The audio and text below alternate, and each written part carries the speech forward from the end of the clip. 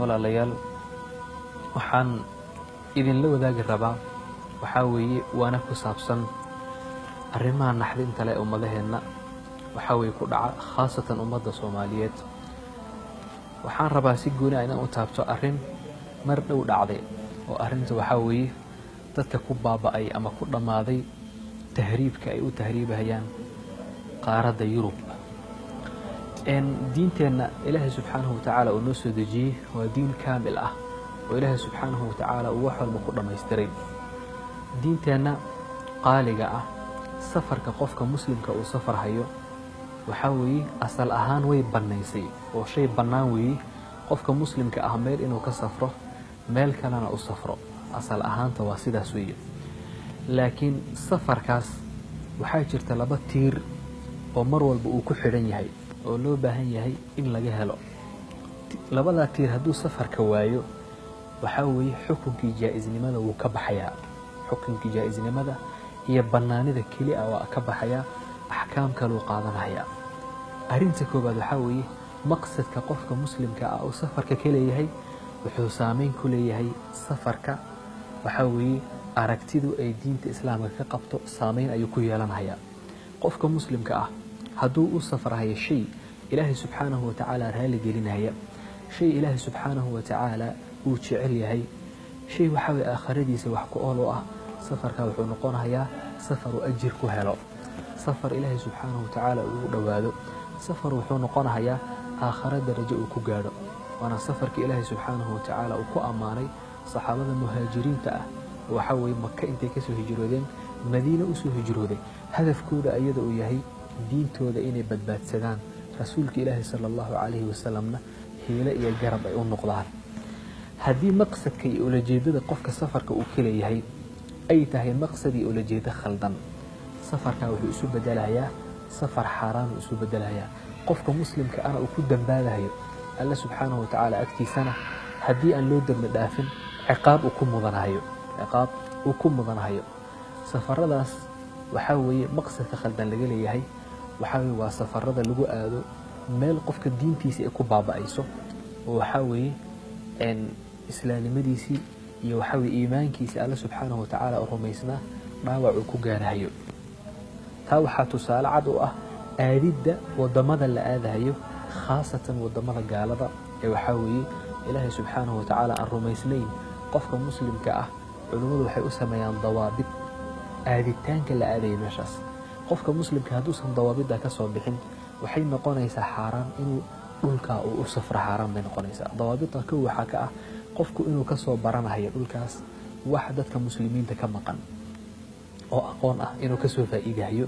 oo waxaa muslimiintu aysan haysanin. marka waa loo baahan yahay inuu aado, markaas waa loo baahan yahay inuu aado. hadduu hubo diintiisa inuu u badbaadayso oo islaamnimadiisa dhaawac soo gaaraynin ayada laftirkeeda waa aadi karaa. haddii caafimaad laga heli karin dhulka muslimiinta uu aadayo wuu aadi karaa. laakiin qofkii hadduu iskaga safrahayo liajli in waxaa weye meeshaa uu tago, markuu tagana uusan hubin diintiisii inay u badbaadayso ama shakhsiyadiisa ay badbaadayso,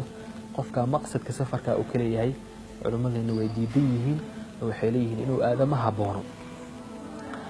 tiirka labaad ee waxaa weeye safarka xukumahaya waxaa weeye wadada lagu aadayo safarka inay aamin tahay. wadada qofka safarka uu ku aadayo inay aamin tahay. qofka muslimka hadduu safar aadayo wadada uu ku aadayana uu og yahay inaysan aamin ahayn, in waxaa weeye naftiisu ay khatar ku geliso, in dhibaato ka soo gaarayso, ayana diinta ilaahay subxaanahu watacaala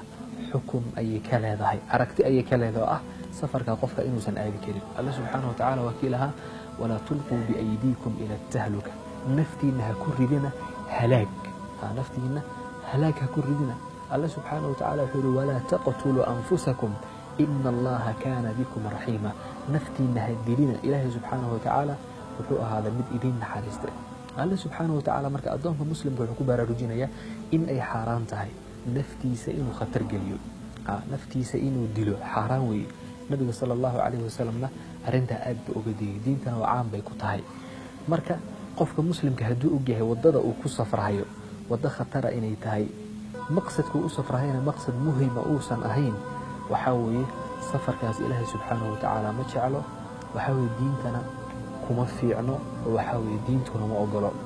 waxaa laga yaabaa su'aal in la isweydiiyo culimmadu maxay u tajaahulahayaan dadka baahida haysa shaqo la'aan baa haysa waxa weeye dhib baa haysa waxa weeye qofka muslimka markuu wax qiimeynayo waxaa fiican inuu isbarbar dhigo faa'iido iyo khasaaro shaygan muxuu leeyahay shaygan maxaa masaalixu ku jirta maxaa mafaasid ku jirta dhalinyarada ku yaacaya badda Mediterranean-ka ee Talyaaniga galaya waa dhalinyarada ugu ladan ummadda Soomaaliyeed ninka lacag uu kaga safro Soomaaliya ilaa Liibiya uu ku tago haysta ee haddana Liibiya intuu kaga safro ilaa Yurub ku gala haysta ninkan lacag la'aan ma dadka fuqarada ah waa dadka waxa weeye magaalada ay haystaan aan soo dhaafi karin waa ama qofka hadii uu hanti haysto uu ku safri karo hantidaas waxa weeye inuu ku ciyaaro oo arinta uu isticmaalo waa arin khaldan weeye kaaga darana naftiisa qofka inay badbaado iyo naftiisa inay dhimato qof kasta oo bini aadam wuxuu dooran lahaa naftiisa inay badbaado laakiin qofkii hadii naftiisa dilahayo oo shariic yar oo bac ku jira intii loo afuufo intuu fuulo waxa weeye وبدا waliba asoo naaqoodo wadanin doontii la dhahay ka meeshaas kala tag meeshina uu san garanaynin oo dhowr barigaahi iyo baahi iyo gaajo ugu dhimanayo waxa arin qof caaqil ku dhaqaaqo ma aha marka saas darteed waxaan leenahay dhalinyarada meesha aadaysa si gooni ah wuxuu ugu qabanayaa xukunka diinta islaamka oo in laga celiyo meeshaas wax la aarnay aha qofka muslimka waxa loo baahan yahay risqiga haduu cariiri ku noqdo ilaahay subhanahu wa ta'ala inuu bariyo ilaahay gacmaha u horsado ilaahay baa u furayo kalsooni aan ku qabno rabbigeen dhulkeena aan ku noqonno wadamaheena aan dhisano wax wanaaga aan tabcano waxyaalaha la yaab kale waxa kamid ah dhalinyarada ku dhamaaday meeshaas badankood waxa weeye waxay ka imaadeen magaalo ammaan ah magaalada Burco wax qarax kama jiro wax dagaal ah kama jiraan waa magaalo amni ah weey hadii ay magaalada inta ku noqdaan dib u dhisaan waxa ay haystaan ilaahay subhanahu wa ta'ala ila garab galaan waa ilaahay subhanahu wa ta'ala u kordhin lahaay khayr badan bihili lahaay reerahooda aan ficlahayn laakiin maanta waxay isu bedelaan tiiraanyo iyo walwalba ummadda Soomaaliyeed oo dhan ku noqdeen oo qof walba uu ka naxsan yahay dhibka dadka walaalaha gaaray marka go'aan xumada noocaas oo kala ah dadkeena dambe ee waxa way arinta ku sii socda aan ka waanan toogno arin fariin aan waxaan u dirayaa ehelada